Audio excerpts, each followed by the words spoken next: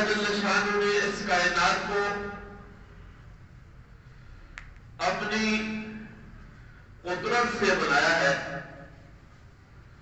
اور سب سے پہلے حضرت آدم علیہ السلام کی تخلیق ہوئی ہے۔ اللہ جل شانہ نے ان کو اپنی قدرت سے بغیر باپ اور ماں کے پیدا فرمایا ہے۔ پھر اس کے بعد اللہ جل شانہ نے ایک دستور بنایا، ایک سنت جاری کی، ایک طریقہ ہے کہ اب اس کے بعد جتنے بھی انسانوں حیوانوں میں وہ افزائش نسل ہوگی وہ ماں اور باپ دونوں کے ملاپ سے ہوگی۔ تو اس لیے اس بات کو ذرا سمجھنے کی ضرورت ہے کہ ایک اللہ جل شانہ کی قدرت ہے کہ اللہ پیدائش کے لیے ماں باپ کے محتاج نہیں ہے، اور انہوں نے کر کے دکھایا۔ اور ایک اللہ کی سنت ہے، عام جو طریقہ کار ہے، روٹین ہے، وہ الگ ہے۔ تو کبھی کبھار اللہ جل شانہ اپنی قدرت کا اظہار بھی کرتے ہیں، یہ دکھانے کے لیے کہ جو تمہیں نظر آ رہا ہے جس طریقے سے، اس طریقے سے ہے نہیں، پیچھے کوئی اور کرنے والا ہے، اوروں میں خود ہو۔ ہاں تمہارے سامنے ایک چیز ہے، تمہیں ایسی نظر آ رہی ہے۔ چنانچہ حضرت عیسیٰ علیہ السلام کو بھی اللہ جل شانہ نے اپنی قدرت سے، اس دستور سے ہٹ کے بنا گیا، ان کو بغیر باپ کے صرف ماں سے پیدا کیا۔ آدم کو ماں اور باپ دونوں کے بغیر پیدا کیا، عیسیٰ کو ماں سے بغیر باپ کے پیدا کیا۔ تو عام روٹین سے ہٹ کے ایک نئی چیز جب ہوئی ہے تو اس کو سمجھنے کے لیے پھر اس قادر مطلق کی رہنمائی ضروری ہے، کیونکہ اصل کرنے والا تو وہ ہے۔ تو اس نے پھر بتایا، اور اسی عیسیٰ علیہ السلام کی زبان سے جب بچہ پیدا ہوا تو بولتا نہیں ہے، اور عام روٹین نہیں ہے، سنت اللہ کی یہ نہیں ہے کہ جو بچہ پیدا ہوگا فوراً گفتگو کرے گا، ایسا نہیں ہے۔ لیکن یہاں بھی پھر ان کی پیدائش بھی قدرت سے ہوئی، تو اللہ جب لوگوں نے اپنی عقل سے اس کو سمجھنے کی کوشش کی، اس قادر مطلق کی ہدایت کو چھوڑا، تو کسی نے الزام لگایا، یہود نے خاص کر یہ الزام لگا دیا کہ یہ بچہ معاذ اللہ کسی ناجائز طریقے سے پیدا ہوا ہے۔ پیغمبر اپنی عقل سے سمجھنے کی کوشش کی، تو جب بھی ہر انسان اپنی عقل سے سمجھنے کی کوشش کرتا ہے تو پھر وہ گمراہ بھی نہ پڑتا ہے۔ اس لیے پھر یہود یہاں آ کے گمراہی پڑ گئی۔ تو اللہ جل شانہ نے پھر یہاں بھی اپنی قدرت دکھائی کہ عام بچے تو پیدائش کے فوراً بعد نہیں بولتے۔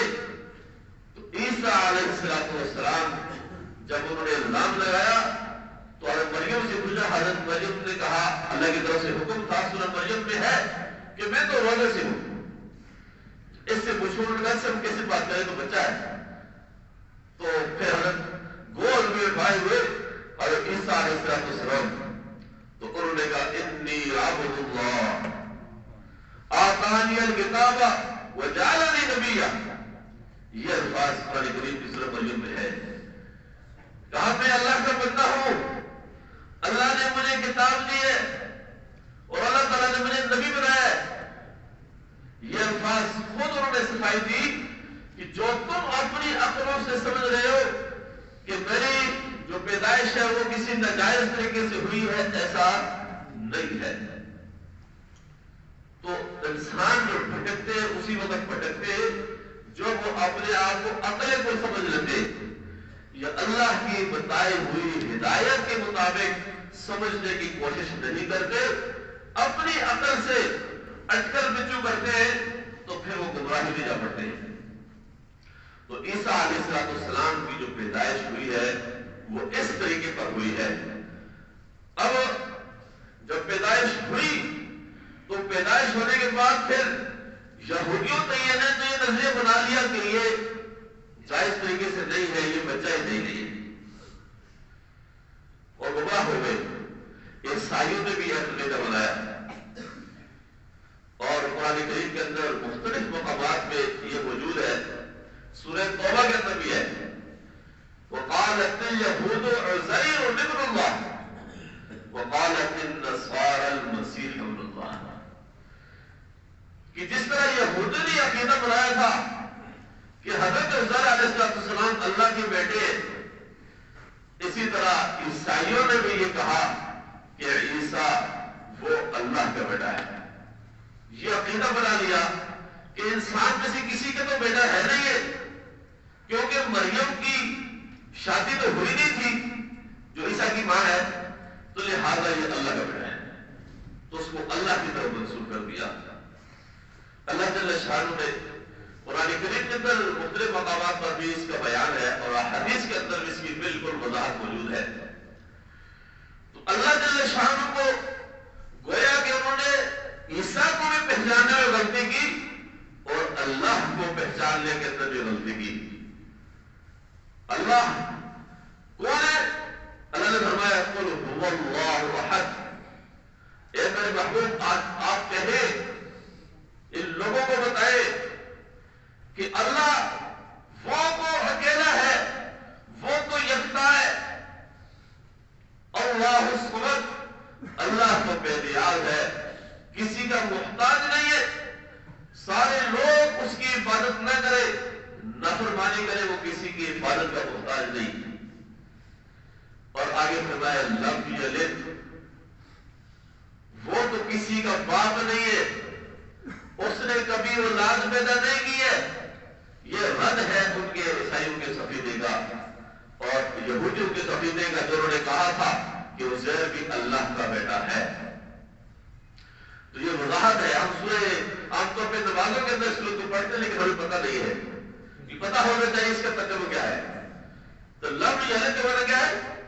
وہ کسی کا باپ نہیں ہے، ولم یولد، اور وہ اللہ کسی کا بیٹا بھی نہیں ہے۔ مطلب یہ ہے کہ اللہ کا کوئی خاندان اس طرح نہیں ہے کہ جیسا تم انسانوں کا ہوتا ہے، کہ ہر انسان کا کوئی نہ کوئی باپ ہے سوائے آدم کے اور سوائے عیسیٰ کے۔ ہر انسان کا کوئی نہ کوئی باپ ہے، اور آگے پھر اس انسان کی نسل چلتی ہے، اس کی اولاد ہوتی ہے، اس کا خاندان ہوتا ہے، اس کے رشتہ دار ہوتے، اس کے اعزا قائم ہوتے۔ تو یہ اس طرح اللہ کو مت سمجھو، اللہ اس طرح نہیں ہے۔ لم یلد ولم یولد، نہ وہ کسی کا باپ ہے اور نہ وہ کسی کا بیٹا ہے، نہ وہ خود کس اولاد پیدا کرتا ہے انسانوں کی طرح، جسے انسانوں سے افزائش نسل ہوتی ہے، اور نہ اس کو کسی نے پیدا کیا ہے، اس طرح نہیں۔ وہ تو خود خالق ہے، پورے کائنات کو اس نے بنایا ہے، اور پورے کائنات کو بنانے والا وہ صرف اکیلا ہے۔ تو یہ ان کا عقیدہ تھا عیسائیوں کا اور یہودیوں کا حضرت عیسیٰ علیہ السلام کے بارے میں، کہ عیسیٰ علیہ السلام معاذ اللہ کے بیٹے، اس کی قرآن کریم نے تردید کر دی، ایسا بالکل نہیں ہے۔ اور یہ والی بات انتہائی غلط ہے کہ اللہ جل شانہ کی اولاد ثابت کی جائے۔ اللہ جل شانہ فرماتے، حدیث ہے جس کا مفہوم یہ ہے کہ تکلیفیں لوگوں کی باتیں سن سن کے سب سے زیادہ صبر کرنے والا فرمایا کہ بھی اللہ۔ لوگ میرے بارے میں کتنی عجیب عجیب قسم کے عقائد رکھتے اور طرح طرح کی باتیں کرتے، تو پھر بھی میں ان کی باتیں سنتا بھی ہوں اور اس پر میں صبر کرتا ہوں، اور پھر اس کے باوجود ان کو میں روزی بھی دیتا ہوں، ان کو عذاب میں مبتلا نہیں کرتا۔ بتائیں نا، یہ بالکل ایک حدیث اس میں فرمایا کہ لوگ مجھے گالی دیتے ہیں، اور گالی کا مفہوم اس کی وضاحت فرمائی کہ گالی کا مفہوم یہ ہے کہ لوگ میرے لیے اولاد ثابت کرتے ہیں، مجھے تو انسانوں کا باپ مانتے ہیں، حالانکہ میری تو کوئی اولاد نہیں ہے۔ تو پھر بھی فرمایا کہ میں صبر کرتا ہوں، سنتا ہوں۔ تو اللہ تو انسانوں میں سے اگر کوئی کسی دوسرے کو اس طرح برا بھلا کہے اور وہ سن بھی رہا ہو، اس کے سامنے کہہ رہا ہو دوسرا، اور پھر اس سے انتقام بھی لے سکتا ہو، تو انسان نہیں چھوڑتا۔ لیکن اللہ تعالیٰ سن بھی رہا ہے، پھر وہ انتقام انتقام لینے پر قادر بھی ہے، پھر بھی انسانوں کی باتوں کو برداشت کرتا ہے اور ان کی روزی کو بند نہیں کرتا۔ تو میرے بھائیوں، یہ عقائد انسانوں کے مختلف قسم کے ہیں۔ اب ہمارے ہاں جب یہ 25 دسمبر کا موقع آتا ہے تو 25 دسمبر کو پوری دنیا میں عیسائی لوگ وہ کرسمس ڈے مناتے ہیں۔ کرسمس ڈے کا مطلب یہ ہے کہ وہ عیسیٰ علیہ السلام کا یوم پیدائش مناتے ہیں۔ یہ سمجھتے ہیں کہ اس دن عیسیٰ علیہ السلام پیدا ہوئے تھے اور اس پر مختلف قسم کی تقریبات ہوتی ہیں۔ ہمارے بہت سارے مسلمان بھی ندانستہ یا اہمیت نہ دیتے ہوئے اس بات کو ان کی تقاریب میں شامل ہوتے ہیں۔ کرسمس میری کے کہ کرسمس کی مبارکباد دیتے ہیں، بعض اوقات تو اس جیسا لباس پہنتے ہیں، کرسمس ٹری بناتے ہیں جو ان کا شعار ہے، ان کے طریقہ کار ہے کرسمس بنانے کا۔ کیک کاٹے جاتے ہیں، بعض اوقات ہمارے منسٹروں کو یا ہماری سیاسی لوگوں کو وہ مہمان خصوصی کے طور پر بلایا جاتا ہے اور ہمارے ہاں لوگ اس کو بڑا اچھا سمجھتے ہیں۔ تو اس بات کو ذرا سمجھنے کی ضرورت ہے کہ نبی کریم صلی اللہ علیہ وسلم نے اپنی اس امت کو ایک الگ شناخت دی ہے، ایک الگ تشخص دیا ہے اور اس کی بہت کھل کے حکم فرمایا، اس کی تاکید فرمائی کہ ان لوگوں کے ساتھ یہود و نصارہ کی طرح، کفار کی طرح تم نے نہیں ہونا، ان کی مشابہت اختیار نہیں کرنی ہے۔ قرآن کریم کے اندر بھی ہے، سورہ مائدہ کی آیت نمبر 51 ہے، اللہ نے فرمایا کہ یا ایھا الذین آمنوا لا تتخذوا اليہود والنصارى اولیاء، اے ایمان والو یہود و نصارہ کے ساتھ اس طرح دوستی والا تعلق قائم مت کرو کہ اپنی دینی چیزوں کو بھی چھوڑ کر ان کے ساتھ شامل ہو جانا، ان کی تقاریب کا حصہ بن جانا، یہ درست نہیں ہے۔ اور اس طرح کا تعلق بھی نہیں رکھنا جیسے کہ ہم نے امریکہ کے ساتھ رکھا ہوا ہے، اس طرح کی دوستی نہیں ہے۔ بعضهم اولیاء بعض، یہ ایک دوسرے کے دوست ہیں تمہارے نہیں ہے۔ پھر فرمایا کہ وَمَن يَتَوَلَّهُم مِّنكُمْ فَإِنَّهُ مِنْهُمْ، جو بھی تم میں سے ان کے ساتھ دوستی والا تعلق قائم کرے گا وہ انہی میں سے ہوگا۔ إِنَّ اللَّهَ لَا يَهْدِي الْقَوْمَ الظَّالِمِينَ، ایسے ظالموں کو اللہ تعالیٰ پھر ہدایت بھی نہیں دیتا ہے۔ اور پھر سورہ آل عمران کی آیت نمبر 156 میں فرمایا کہ یا ایھا الذین آمنوا لا تکونوا کالذین کفروا، اے ایمان والو تم نے کافروں کی طرح نہیں ہونا ہے، ان جیسا طرز عمل، ان کی مشابہت اختیار نہیں کرنی۔ اور پھر احادیث میں فرمایا کہ خالف المشرکین، مشرکین کی مخالفت کرو، وفر النحاء، داڑھی کو بڑھاؤ، واحف الشوارب، اور مونچھوں کو گھٹاؤ۔ ایک اور حدیث میں حضور نے فرمایا خالف الیہود والنصارى، کہ یہود و نصارہ کی مخالفت کرو، ان جیسا طرز عمل مت بناؤ، جز الشوارب، مونچھیں کٹواؤ، واحف النحاء، اور داڑھی بڑھاؤ، خالف المجوس، مجوس مشرکین کی مخالفت بھی کرو۔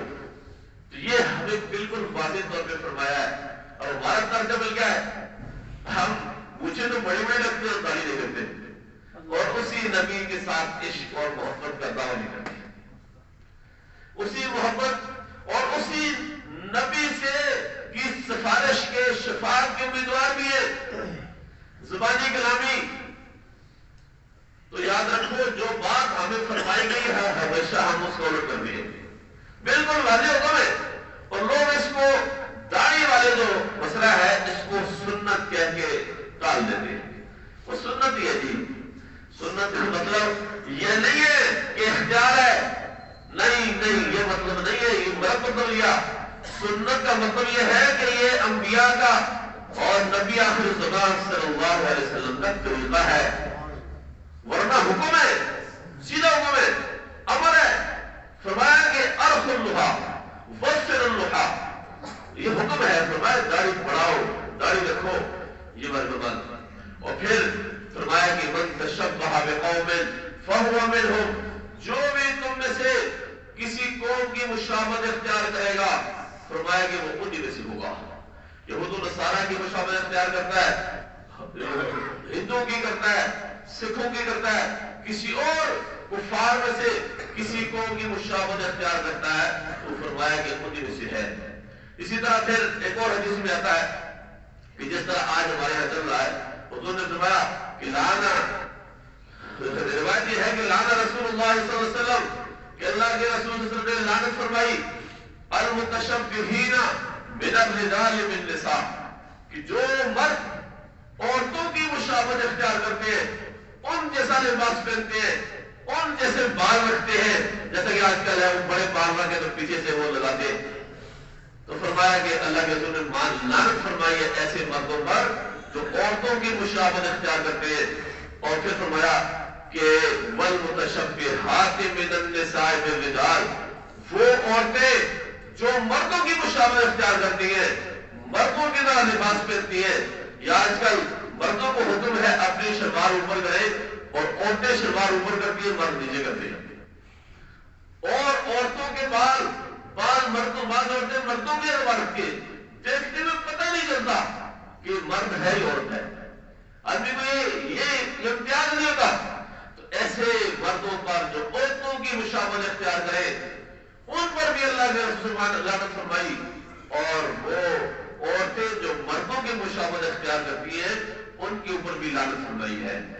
تو کفار کی مشابہت بھی اختیار نہیں کرتی، یہود و نصارہ کی مشابہت اختیار نہیں کرتی، مرد عورت کی مشابہت اختیار نہ کرے، عورتیں مردوں کی مشابہت اختیار نہ کرے، اس سے منع فرمایا. اب مشابہت کی مختلف اقسام ہے، اس کو سمجھے کہ مشابہت کتنی قسم کی ہے اور کون سی مشابہت ناجائز ہے. عام طور پہ لوگ اس بات کو مکس کر دیتے ہیں. تو یاد رکھیے مشابہت کی 3 صورتیں ہیں.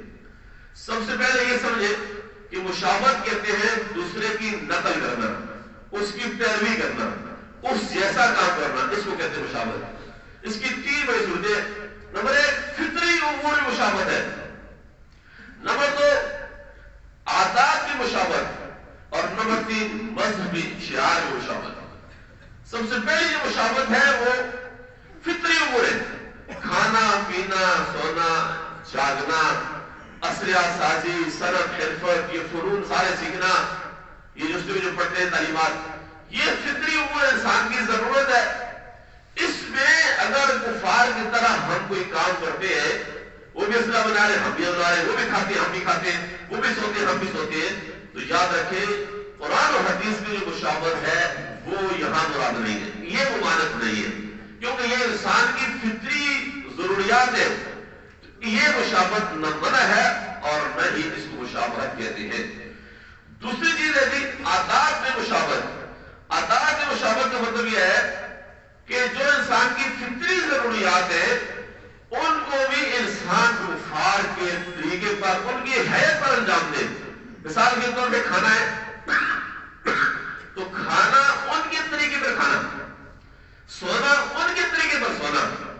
اسی طرح اور جو انسان کی ضروریات ہے چل رہا ہے تو کفار کی طرح خاص اس انداز سے چلنا.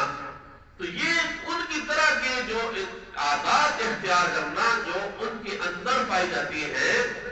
تو اس میں بھی یاد رکھیں کہ اگر وہ پہلے سے مسلمانوں کی عادات تھی انہوں نے اختیار کی ہے، وہ منع نہیں. جو ان کی الگ سے عادات ہے تو اس طریقے پہ اختیار کرنا یہ بھی مشابہت میں آئے گا. اسی لیے اللہ کے رسول صلی اللہ علیہ وسلم نے بتایا کہ کھانا تم نے کیسے کھانا ہے، اپنی امت کو سمجھایا کہ پانی تم نے کیسے پینا ہے، یعنی الگ کر کے بتا دیا. اور اسی طرح سونا ہے تو تم نے سونا کیسے ہے، مسجد سے تم نے نکلنا کیسے ہے، مسجد میں تم نے جانا کیسے ہے، واش روم میں تم نے داخل کیسے ہونا ہے، واش روم سے نکلنا کیسے ہے. تو یہ طریقہ کار بھی لگ کرنی ہے. اس میں بھی اپنے نبی کی مشابہت اختیار کرنی ہے، اپنے نبی کا طریقہ اختیار کرنے کو پاس نہیں کرنا، یہ بھی منع ہے. اور تیسری جو مشابہت ہے مذہبی شعار میں کفار کی مشابہت اختیار کرنا. جو کفار کا مذہبی شعار ہے، ان کی دینی رسومات ہے یا ان کے قومی رواج ہے، ان میں کفار کے ساتھ مشابہت اختیار کرنا یہ والی مشابہت حرام ہے، بلکہ بعض اوقات انسان کو کفر تک لے جاتی ہے۔ یہ جو کرسمس ڈے منانا، ہولی کی تقریبات ہندو جب مناتے ہیں، اسی طرح سکھ یاتری آتے ہیں، ہمارے بہت سارے مسلمان اس وقت شریک ہو جاتے ہیں، وہ جو اس طرح کے خاص رومال سے باندھتے ہیں اور اس طرح کا رومال باندھ کے ان کے ساتھ جا کے شامل ہو جانا، اسی طرح ہولی کے موقع پہ وہ رنگ پھینکنا ہندوؤں کی طرح، یہ مشابہت ہے۔ تو ان کی جو مذہبی شعار ہے، ان کی جو قومی رواج ہے، ان کی جو رسومات ہیں مذہبی، ان میں شامل ہونے سے بالکل منع فرمایا ہے۔ یہ والی بات حرام ہے، ناجائز ہے۔ تو لوگ اس کو مس کرتے ہیں، جی آپ بھی تو اسلحہ بنا رہے، آپ بھی تو یہ کرے، آپ امریکہ سے لے رہے، وہ الگ چیز ہے، یہ الگ چیز ہے۔ وہ ان کا قومی شعار نہیں ہے، وہ ان کی مذہبی رسومات نہیں ہے، ان کو مکس نہیں کرنا ہے۔ یہ والی بات جو ہے منع ہے۔ جس طرح یہ کرسمس کے جو کیک کاٹے جاتے ہیں، ہولی کی تقریبات ہوتی ہے، یا ان جیسا لباس پہننے کی کوشش کرنا، اس سے منع فرمایا کہ اجتنبوا اعداء اللہ کی آیات، فرمایا کہ اللہ کے دشمن جتنے کفار بھی ہیں، اللہ کے دشمنوں کے تہواروں میں شرکت نہیں کرنا۔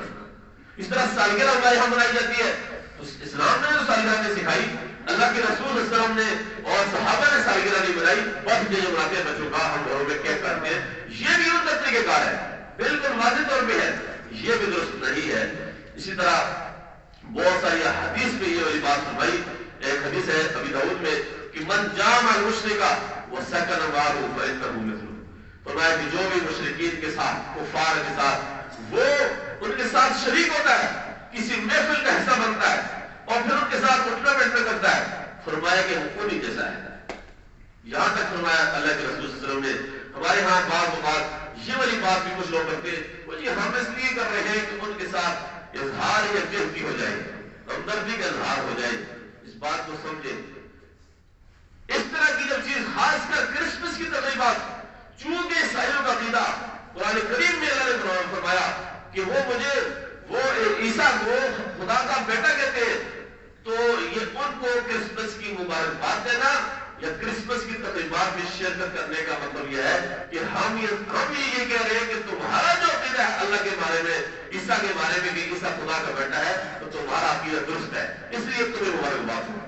یہ درست نہیں ہے، یہ شرکی عقیدہ ہے، اس لیے اس کی مبارکباد دینا بھی جائز نہیں ہے، اس طرح کی تقریبات میں شرکت کرنا بھی جائز نہیں۔ رہا وہ سوال کہ ان کے ساتھ یکجہتی کا اظہار کرنا، تھوڑا سا سوچئے، ہمارے بھی مذہبی رسومات ہیں، مسلمانوں کے بھی مذہبی تہوار ہیں، ہم رمضان میں روزے رکھتے ہیں، چھوٹی عید مناتے ہیں، بڑی عید پر قربانی کرتے ہیں، اس کے علاوہ اور دیگر بہت ساری ہماری وہ عبادات کے مواقع ہوتے ہیں۔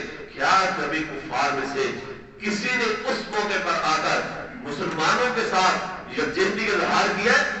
کیا چلو یار ہم مسلمانوں کے ملک میں رہتے ہیں، پاکستان ہے، انہوں نے روزہ رکھا ہے تو ہم بھی روزے رکھیں، یا ان کے سامنے کھانا پہ کھائیں، یا یہ ہے کہ عید کا موقع ہے، سارے مسلمان قربانی کر رہے ہیں، ہم ان کے پڑوس میں رہتے ہیں، چلو یار ہم بھی ایک جانور ذبح کرتے ہیں ان کے ساتھ اظہار کے لیے۔